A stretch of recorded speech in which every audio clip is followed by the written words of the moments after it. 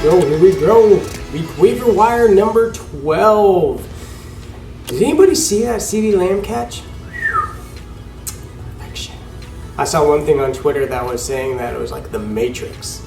Absolutely, that thing was like the Matrix. Did you see it? I mean, he was like diving and he like reached out and he was like a foot from the ground, sprawled out straight, and he still managed to catch it and hit the ground straight on his back. That thing was super cool. Anyways, crazy week. If you are ready to, if you believe it or not, we're actually into week 12. And this is the time to start figuring out where do you sit on playoff spots. Are you totally out of it and you're just in it for the fun? Are you trying to fight your way to the nail into that last remaining playoff spot? Or are you now clinched the first or second seed and you're just waiting for that bye week? That's going to determine how you handle this week's waiver wire. Are you going for the big upside? Or are you looking for the people ahead of the time who have the really good matchups during playoffs? That's going to be up on you. Up on you? What the heck? That's going to be up to you. So, let's look into the waiver wire pickups of the week.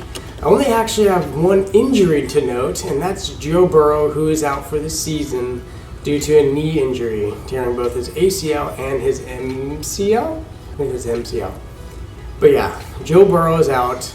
That's unfortunate for T. Higgins. That's unfortunate for Joe Burrow, of course, but that's certainly unfortunate for T. Higgins and all the wide receivers and the running backs, which you would think would be Joe Mixon, but he continues to be out. And Giovanni Bernard, who, it's just unfortunate. So hopefully, Joe Burrow, you get better soon and see you back next year. You did really well, and I was happy to have you on one of my leagues. Just can't believe it. All right, let's take a look at the quarterback for the week. I'm going to go ahead and suggest one, because that's all I'm really interested in. That's all I'm really confident that they're going to do an okay job, especially for streaming on the waiver wire. And that's Derek Carr. Derek Carr held his own against the Kansas City Chiefs secondary, who recently has been pretty good.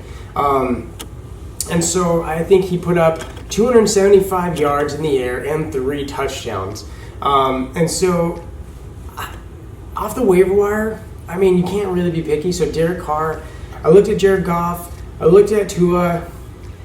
Tua, I guess, is going to be back also next week. But I just think that Derek Carr, with having to be putting up points, having to throw, going to fall behind, Derek Carr is going to be consistent. And if you look at the previous weeks, he's done pretty well with what he's been given. And so if you're looking for a safe 20 points, something like that, Derek Carr is your guy. All right, let's take a look at the running backs for the waiver wire. My first pick is J.K. Dobbins. J.K. Dobbins can do it all. Well, except for that kind of weird dance he was doing. But, I mean, I forgive him for that. I question whether or not the Ravens know what they're doing. It's obvious that J.K. Dobbins is the best running back in the backfield, yet they're constantly pulling him in favor of Gus Edwards, Mark Ingram, or even Justice Hill. What the heck is Justice Hill doing in the lineup? J.K. Dobbins is by far the superior back. He can run, he can catch, he runs with purpose, he runs with power, and every time he touched the ball, it looked like he was getting 10 yards at least. And so my hope is, and again, J.K. Dobbins, I've said this before, Dobbins has been my favorite rookie running back coming out, just been patiently waiting. And I'm hoping that I don't have to wait too much longer. Oh, great. Just got a notification that J.K. Dobbins is out with COVID. Anyways, that's unfortunate. But J.K. Dobbins, I guess, whenever this gets over. So now let's switch it. If you are looking at a playoff berth and you're in that top seed, J.K. Dobbins, if you pick him up, he could be ready for you in the playoffs. Hopefully he's shown by then that he's truly the number one and not regressing back into that second, third tiered role. But man, this news kind of messed the things up. But J.K. Dobbins, I guess, I'm just waiting on. He's gonna pop. Question's when. Next is Salvin Ahmed. Miami Dolphins running back. He ran, I believe it was like, what was it, 85% of the routes, or not routes, but percentage of the rushing plays or on the field plays. The point is that while Gaskins is out, he's a good filler, right? He's given the ball. There's nobody else there. Even with Matt Breida being talks of playing or something like that, Salvin Ahmed was the guy to go. So if you're looking for a running back for another week or two, because I know that Gaskins is coming back. Like, when he comes back, maybe it's a tandem, but I bet Gaskins will, of course, retain that job. So I wouldn't be thinking of Gaskins as a long-term. Ahmed as a long-term. But if you're one of those people fighting tooth and nail, scratching for that 6th spot, Salvin Ahmed is probably the right bet.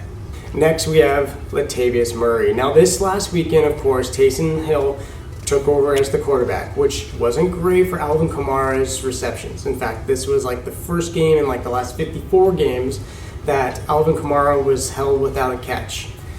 Now, of course, Kamara was also facing that ankle injury, and so my hope as a Kamara owner is that they were just kind of like limiting his role, right? Because at this point, like, the Saints had the game under wraps, and Latavius Murray was just kind of a clock killer. That's, again, my hope. However, with that being said, it just goes to show you that Latavius Murray is the guy for when Kamara's out. And those of us who are getting like ready for the playoffs, which you should, last couple weeks I've told you to kind of, look ahead, start making those trades. And again, many of you are past those trade deadlines, but now's the time to kind of shore up all those or secure those handcuffs that are really needed if your star player were to go down.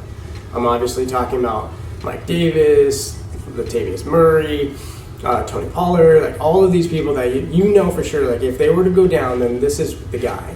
And in fact, if you have the bench spots, you possibly could pick up other people's handcuffs as well, in the hopes, I guess, that their star player goes down, and then you have that backup. So, Latavius Murray, he's a handcuff, but he's more than that. He's definitely able to carry the load if Alvin Kamara goes down. And with this ankle injury, who knows? Could be bad. My last running back is Wayne Gallman. Wayne Gallman was on bye last week, so there's no like statistics or data to point out. But if you look at his previous weeks, Wayne Gallman for the last 4 weeks has been putting up RB2 numbers. Like, if nothing else, a good flex, right? He's not Saquon. He doesn't have that kind of he doesn't have any of the talent that Saquon does. But as a weak replacement, Wayne Gallman has the ability and the opportunity to continue getting both rushes and the limited touchdowns, right? And of course, Daniel Jones is starting to pick up his rushing ability or his taking risks on that. But Wayne Gallman is a running back who doesn't have much of a threat behind him and could easily be getting you some solid 12 to 16 points, somewhere around there, right? So if you're not looking for the huge upside, then Wayne Gallman could be your person. Do it. Next, let's take a look at the wide receivers for waiver wire this week. I have 3 for you. The first one is Michael Pittman. Now, Michael Pittman didn't replicate his stats from last week, where he managed something like 7 catches for 100 yards, something like that, and a touchdown. This week it was a little bit quieter. He caught all 3 of his targets for 66 yards and a touchdown. Now, granted, that a lot of that was on like one blown coverage from the Green Bay Packers. However, I still think this is what's the terminology? This is a clue into the future, something like that. But the point is that Michael Pittman is continuing to show us some talent and opportunity. We know that Phillip Rivers is a pinpoint receivers as of late, but Michael Pittman, big body receiver, kind of like that Mike Evans role. I think he's a pick up and wait and see. But if you're looking for somebody to pick up as a wide receiver, Michael Pittman could be your guy.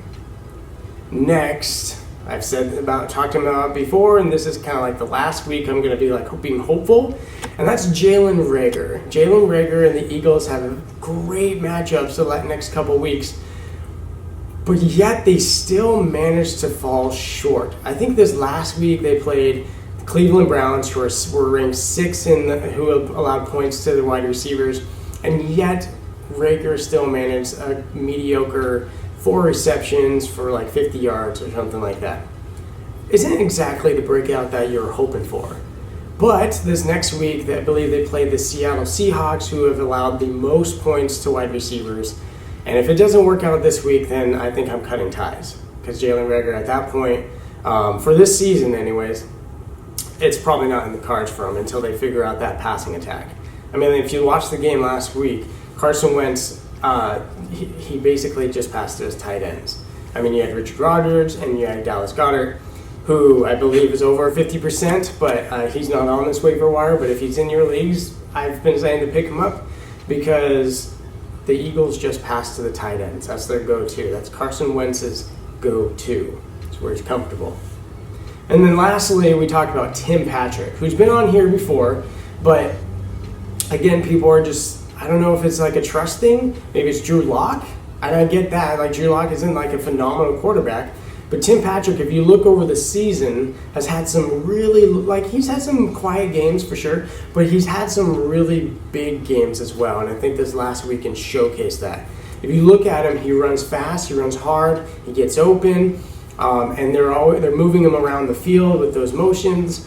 So Tim Patrick is a solid pickup as well. I think probably out of the three, Michael Pittman probably has the biggest upside. Jalen Reagor was kind of a more risky, but Tim Patrick is probably the safest bet to replicate what he's done. And lastly, let's take a look at the tight ends of the week, waiver wire, and I don't like them. Again, they're pretty much what we said last week. There's just not many options. And so first of all, I go with Logan Thomas, who again, Ron Rivera and Alex Smith has had connection throwing to the tight end. This last week, I think they just didn't need to throw to Logan Thomas. But I'm hoping again next week is different. Next, of course, the bench warmers for tight ends could possibly be Robert Tonyan, who again had like a big point. He had like 15 points this week. But again, it's hit or miss sometimes with the Packers.